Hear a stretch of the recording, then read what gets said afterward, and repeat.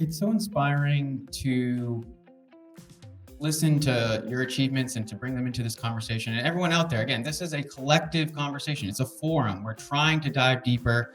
And the exercise here, as this monthly program, is how do we improve our messaging around these issues? I firmly believe, and I welcome your opinions out there if you don't agree with me, but I think that there's a majority coalition of humans who have the same values.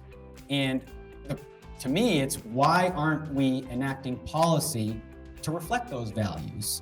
And my exercise here, and it's more of a theme of the show, is this lens of rights and responsibilities. There's a lot of UN treaties that touch on these things, but Bob, you really inspired to me, and we can touch on this briefly, is in order to have human rights, you need to have collective responsibilities to make sure that those rights are enshrined, protected, and even have the resources to enforce them. And could you just briefly touch on that connection between rights and responsibilities that you've been such a great teacher about?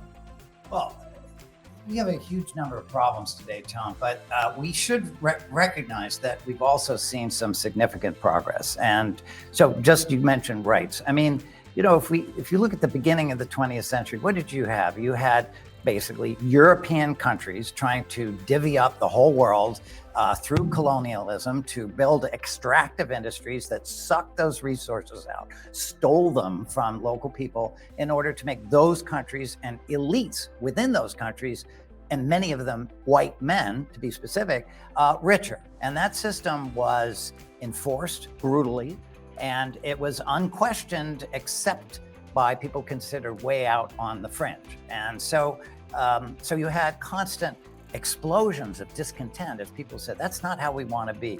And we had two major world wars that were absolutely devastating to all societies. So after World War II, Eleanor Roosevelt and many others not only helped create the UN, but they created the UN Declaration of Human Rights. And that was one of the first times where you could say, it doesn't matter who you are, where you were born, what color you are, what amount of wealth you had rights.